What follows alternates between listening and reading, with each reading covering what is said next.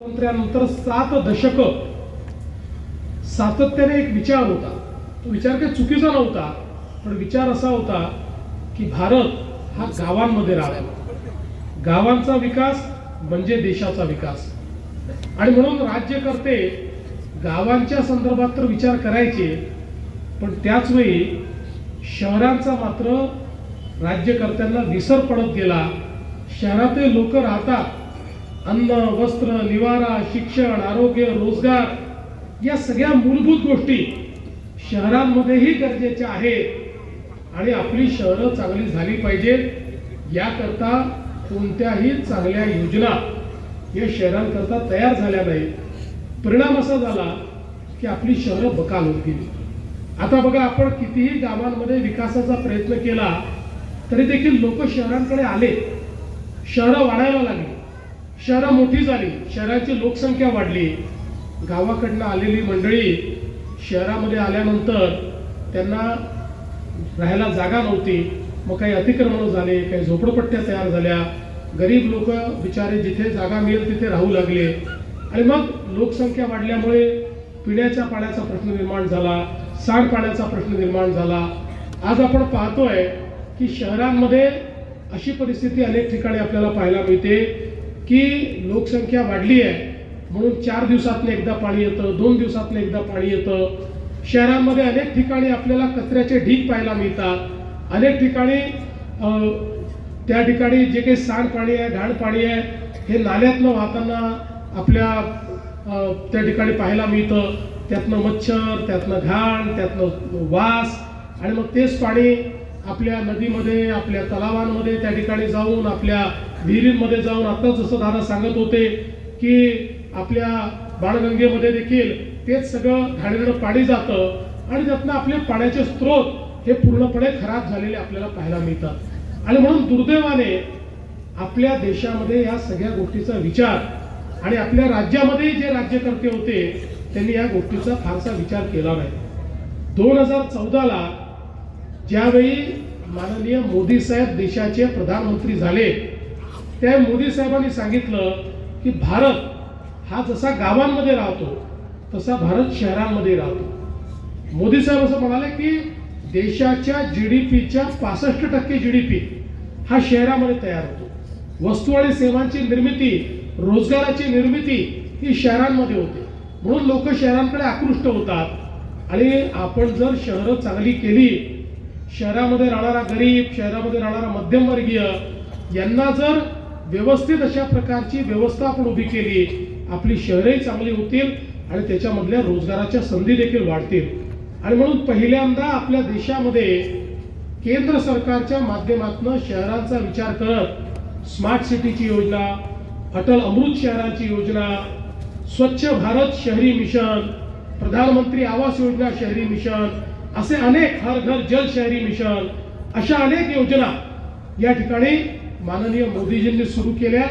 आणि त्याकरता जवळपास लाखो कोटी रुपये हे मोदीजींनी देणं चालू केलं. त्याचवेळी आपल्या आशीर्वादाने महाराष्ट्रातही आपलं सरकार आलं आणि आपणही महाराष्ट्राच्या योजना त्याच्याशी सारख्या योजना तयार करून त्या माध्यमातून मोठ्या प्रमाणात शहरांमध्ये परिवर्तन झालं पाहिजे हा प्रयत्न आपण सुरू केला. आणि म्हणूनच आज आपण खरं म्हणजे आपली शहरं चांगली कशी झाली पाहिजे या दृष्टीनं काम करतोय. आज मी तुमच्याकडे जे आलो आहे ते हेच मागण्याकरता आलो आहे की मोदीजींनी लाखो कोटी रुपये दिले, मी हजारो कोटी रुपये दिले, पण या ठिकाणी जर काम करण्याकरता जे उपकरण आहे ती नगरपालिका आहे. त्या नगरपालिकेमध्ये आपला जर त्या ठिकाणी नगराध्यक्ष नसला तर दिलेल्या पैशाचं काय होईल हे आपल्या सगळ्यांना माहिती आहे. तुमच्याकरता दिलेला पैसा, तुमच्या शहराच्या परिवर्तनाकरता दिलेला पैसा हा तुमच्यापर्यंत कधीच पोहोचणार नाही, शहराचं कधीच परिवर्तन होणार नाही. आणि म्हणून मोदीजींनी आणि आम्ही दिलेला पैसा योग्य प्रकारे शेवटच्या माणसापर्यंत पोहोचवायचा असेल तर नगराध्यक्षासहित संपूर्ण नगरपालिका ही भाजप राष्ट्रवादी युतीच्या हातामध्ये देणं हे अत्यंत क्रमप्राप्त आहे. आज आपण बघा, मोदीजींनी प्रधानमंत्री आवास योजना दिली आणि आवास योजनेच्या अंतर्गत मोदीजींनी सांगितलं प्रत्येक गरीबाला घर मिळालं पाहिजे. झोपडपट्टीत राहतोय, कच्च्या घरात राहतोय, त्याला घर तुम्ही द्या. आमच्या लक्षात आलं की घरांकरता तर पैसा आहे पण तो उपयोगात येत नाही, कारण लोक अतिक्रमण करून बसले आहेत, जागेची मालकी त्यांच्याकडे नाही आहे, जागेची मालकी नाही म्हणून त्यांना योजनेचा लाभ मिळत नाही. 2 महिन्यापूर्वी आपल्या सरकारने निर्णय घेऊन शहरामध्ये जेवढी रहिवासी अतिक्रमण आहेत ती सगळी मंजूर करून त्या गरिबांना मालकी हक्काचा पट्टा देण्याचा निर्णय केला. आणि मालकी हक्काचा नुसता पट्टा देऊन आपण थांबणार नाही, तर त्यात जे कच्च्या घरात राहत आहेत त्यांना पक्क घर बांधण्याकरता देखील त्या ठिकाणी महाराष्ट्र सरकार, केंद्र सरकार प्रधानमंत्री आवास योजनेच्या अंतर्गत निधी देईल आणि त्यातनं मोठ्या प्रमाणात आपल्याला हे परिवर्तन घडवता येईल. आज बघा आपण पाहतोय की घनकचऱ्याचं व्यवस्थापन एक अत्यंत महत्त्वाचा मुद्दा झाला आहे. पूर्वीच्या काळामध्ये कचऱ्याला आपण कचरा समजायचो, पण आता जमाना बदलला आहे. आता मोदीजींनी आपल्याला सांगितलं की कचरा म्हणजे आपल्यावरचा बोजा नाही आहे. मोदीजींनी सांगितलं nothing is waste, everything is wealth. ही वेस्ट नाही आहे, ही वेल्थ आहे. आता घनकचऱ्यावर आपण प्रक्रिया करतो.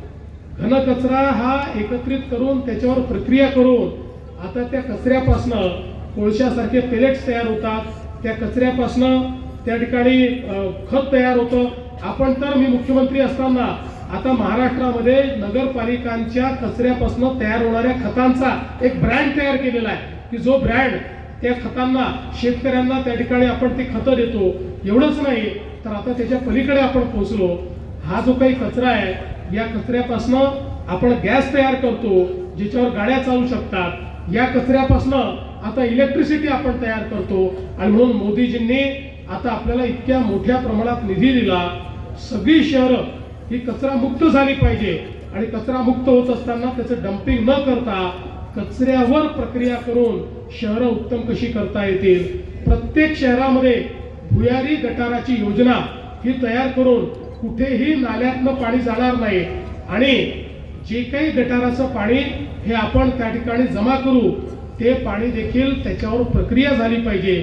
आपल्याला माहिती आहे की या गटारीच्या पाण्यावर प्रक्रिया करून त्यातली जी विष्ठा आहे ती आपण बाजूला काढतो, त्यातनं ऑर्गॅनिक मॅन्युअर खत सगळं आपण तयार करतो आणि आपल्या नाल्यांमध्ये, नदीमध्ये, तलावामध्ये शुद्ध पाणीच गेलं पाहिजे, ट्रीटेड वॉटरच गेलं पाहिजे. आज मला सांगताना आनंद वाटतो की आपण जर महाराष्ट्राचा विचार केला, महाराष्ट्राचं नागरीकरण किती आहे? महाराष्ट्रामध्ये 6.5 कोटी लोक हे 40,000 गावांमध्ये राहतात आणि तेवढेच 6.5 कोटी लोक फलटण सारख्या 400 शहरांमध्ये राहतात. या 400 शहरांचा चेहरा मोहरा जर आपण बदलला तर आपण 6.5 कोटी लोकांच्या जीवनामध्ये एक गुणात्मक परिवर्तन आणू शकतो. आणि म्हणून मागच्या काळात आम्ही जे काम चालू केलं, आज जवळपास 200-250 शहरं आपण बदलली, पण अनेक शहरं अजून बदलायची आहे. खरं तर आपण जर फलटणचा विचार केला तर या ठिकाणी रणजित दादांच्या नेतृत्वामध्ये गेल्या काही वर्षांमध्ये इतक्या मोठ्या प्रमाणात निधी आलेला आहे. मोठ्या प्रमाणात रस्त्यांची कामं आता या ठिकाणी चालू झालेली आहे. या ठिकाणी फलटणकडे येणारे जेवढे मार्ग आहेत ते सगळे रणजित दादांनी माझ्या आणि गडकरी साहेबांच्या मागे लागून त्या ठिकाणी मंजूर करून घेतले. फलटण पंढरपूर पालखी मार्ग 6,000 कोटी रुपये, फलटण बारामती रस्ता 795 कोटी रुपये, फलटण पुसेगाव परत केंद्र सरकारने तो केला, म्हणजे काम चालू केलं. फलटण आदरकी 350 कोटी रुपये, फलटण दहीवडी 4,000 कोटी रुपये, पाडेगाव ते शिंगणापूर 700 कोटी रुपये, आसूगाव ते फलटण ते गिरवी 250 कोटी रुपये आणि फलटणचे अंतर्गत रस्ते 100 कोटी रुपये. मला एक सांगा, फलटण सारख्या शहराकरता एवढा निधी यापूर्वी कोणी कोणाच्या स्वप्नात तरी आलाय का? जेवढा निधी आज खऱ्या अर्थानं रणजित दादांच्या प्रयत्नातून, आणि हा कागदावरचा नाही आहे, ही सगळी कामं या ठिकाणी आपल्याला दिसत आहेत. वारकरी भवन असेल, प्रशासकीय भवनाचं काम चाललेलं आहे, महसूल भवनाचं काम चाललेलं आहे. या ठिकाणी 2 पोलीस स्टेशन्स उभे राहिले आहेत. आमच्या पोलिसांकरता उत्तम क्वार्टर आपण त्या ठिकाणी उभे केलेले आहेत. अतिरिक्त सत्र न्यायालय सुरू केलेलं आहे. दिवाणी न्यायालय सुद्धा आपण त्या ठिकाणी मंजूर केलं आहे. आत्ताच मला दादांनी येता येता कानात सांगितलं, न्यायालय तर सुरू झाले पण वेगवेगळ्या ठिकाणी आहेत, त्याची आता एक एकत्रित इमारत देखील तुम्ही करून टाका. दादा काही काळजी करू नका, पुढच्या काळामध्ये न्यायालयाची इमारत देखील या ठिकाणी आपण करू. आणि एवढंच नाही तर नाईक बोंबवाडीमध्ये आपण त्या ठिकाणी दादांच्याच प्रयत्नातनं MIDC तयार केली. पण नुसती MIDC तयार करून फायदा होत नाही, त्या ठिकाणी उद्योगही आला पाहिजे. मी तुम्हाला आज सांगत नाही, पण मी मागच्या वेळेस तुम्हाला शब्द देऊन गेलो. त्यानंतर जवळपास 7-8 मोठ्या उद्योजकांची माझी बोलणी चालली आहे आणि मी तुम्हाला दिलेला शब्द आहे दादा, लक्षात ठेवा. त्या ठिकाणी उद्योग आणल्याशिवाय मी शांत बसणार नाही. आपल्या सगळ्या लोकांच्या हाताला जे काम आहे ते मिळालं पाहिजे, या दृष्टीनं निश्चितपणे त्या ठिकाणी उद्योग देखील आणण्याचं काम करू. एक शहर म्हणून ज्या ज्या गोष्टी केल्या पाहिजेत त्या सगळ्या दादांनी या ठिकाणी मंजूर करून घेतल्या. क्रीडांगण असेल, जलतरण तलाव असेल, आधुनिक जिम असेल, अभ्यासिका असेल, नानानाईक पार्क असेल, तारांगण असेल, नाट्यगृह असेल, या सगळ्या गोष्टी वेगवेगळ्या स्तरांवर त्याची मंजुरी ही दादांनी आणि आपल्या आमदार साहेबांनी मिळवली. आणि त्यामुळे आज मोठ्या प्रमाणात या ठिकाणी शहराला शहराचा चेहरा, कारण शेवटी इतकं महत्वाचं शहर आहे, इतकं ऐतिहासिक शहर आहे, छत्रपती शिवरायांच्या इतिहासाशी तर जोडलेलंच आहे, पण प्रभू श्रीरामांच्या इतिहासाशी जोडलेलं शहर आहे. आणि म्हणून अशा प्रकारचं हे शहर, या शहरामध्ये मोठं परिवर्तन झालं पाहिजे, शहर शहरासारखं वाटलं पाहिजे, या दृष्टीनं खऱ्या अर्थानं ही सगळी कामं करण्याचा प्रयत्न आपण करतोय. आणि म्हणून मी तुम्हाला एवढीच विनंती करण्याकरता आलो आहे की काय टीका टिप्पणी होते याच्याकडे लक्ष देऊ नका. मी तर खरं म्हणजे मलाही या गोष्टीचं अतिशय दुःख आहे की एक आपली माऊली संपदाताई मुंडे डॉक्टर, या बिचाऱ्या त्यांनी एका विशिष्ट परिस्थितीमध्ये आपलं जीवन संपवलं. त्या कोणाकडनं प्रताडित होत्या, ते सगळं आता तपासात बाहेर आलेलं आहे.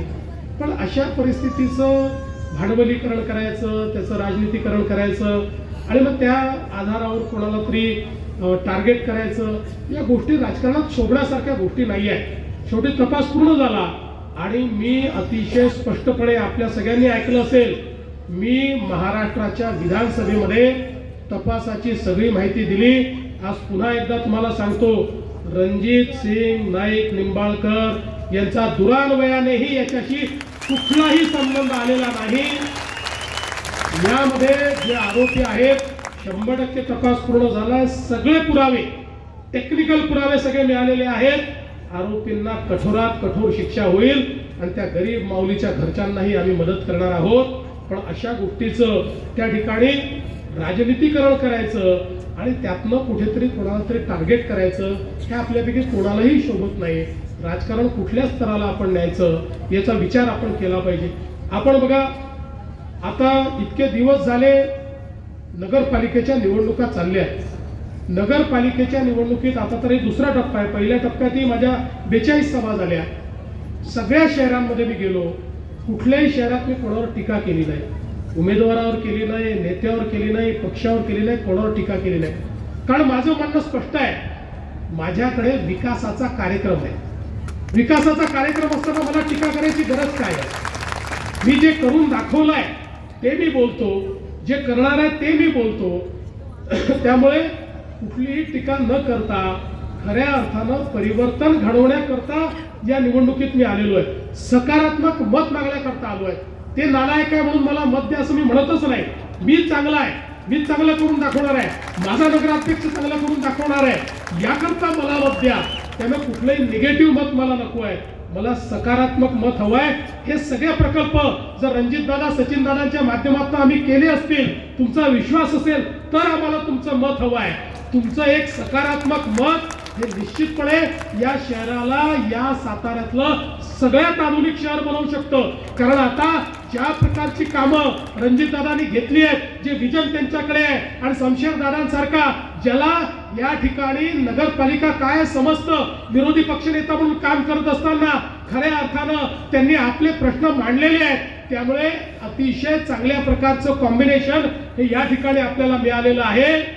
आता ही सगळी बागडोर आपल्या हातामध्ये आहे. मी काहीच बोलणार नाही, आपल्याला एवढीच विनंती करणार आहे, 20 तारखेला निवडणुका आहेत, 2 दिवस हातामध्ये आहेत. या 2 दिवसात पुन्हा चिखलफेक होईल, त्याची काही चिंता करू नका. कुठल्याच चिखलाने कमळाला फरक पडत नाही. चिखलामध्ये डौलानं उभं राहतं ते कमळ. त्याच्यामुळे 20 तारखेला तुम्हाला माझी विनंती आहे, सकाळी मतदानाला जा, कुठे इकडे तिकडे पाहू नका. मतदानच्या आपलं जे वोटिंग मशीन आहे याच्यावर जिथे कमळ आणि घड्याळ दिसेल ती बटन दाबा. कॅन्डिडेट पाहू नका, माणूस पाहू नका, बाई पाहू नका. तुम्हाला माहिती आहे आम्ही जे सांगतो ते करतो. आपण बघा, ज्यावेळेस आपल्या आशीर्वादानं एक प्रचंड मोठा विजय आम्हाला मिळाला आणि हा विजय मिळाल्यानंतर 232 जागा निवडून आल्या, ऐतिहासिक न भूतो. लगेच लोक म्हणायला लागले आता या भाजपवाल्यांना, महायुतीवाल्यांना इतक्या जागा मिळाल्या, आता हे पहिले लाडकी बहीण योजना बंद करणार. आता 1 वर्ष झालं बहिणींनो, झाली का बंद? जोपर्यंत तुमचा देवा भाऊ आहे तोपर्यंत ही योजना बंद होणार नाही. पण माझं शमशेर दादांना एक विनंती आहे. दादा, तुम्हाला ही जनता निवडून तर देणारच आहे, पण आता माझ्या लाडक्या बहिणींना केवळ लाडकी बहीण ठेवू नका, त्यांना लखपती दीदी करा. आता मोदीजींनी लखपती दीदीचा कार्यक्रम केलाय आणि गेल्या 1.5 वर्षामध्ये 50 लाख लखपती दीदी महाराष्ट्रात तयार झाल्या आहेत. अजून 50 लाख आता करायचे आहेत. 1 कोटीनी आम्ही थांबणार नाही, त्याच्या पुढे जाणार आहोत. आता दादा तुमच्यावर आहे की या 1 कोटी लखपती दीदीमध्ये माझ्या फलटणच्या किती बहिणींना तुम्ही आणणार, ही जबाबदारी या ठिकाणी तुमच्यावर देऊन जातो. आणि आपल्या सगळ्यांना विनंती करतो, 20 तारखेला तुम्ही कमळाचं आणि घड्याळाचं बटन दाबा. 20 तारखेला आमची काळजी तुम्ही घ्या. पुढचे 5 वर्ष तुमची काळजी घेण्याची हमी मी घेतो. एवढंच बोलून माझे 2 शब्द संपवतो.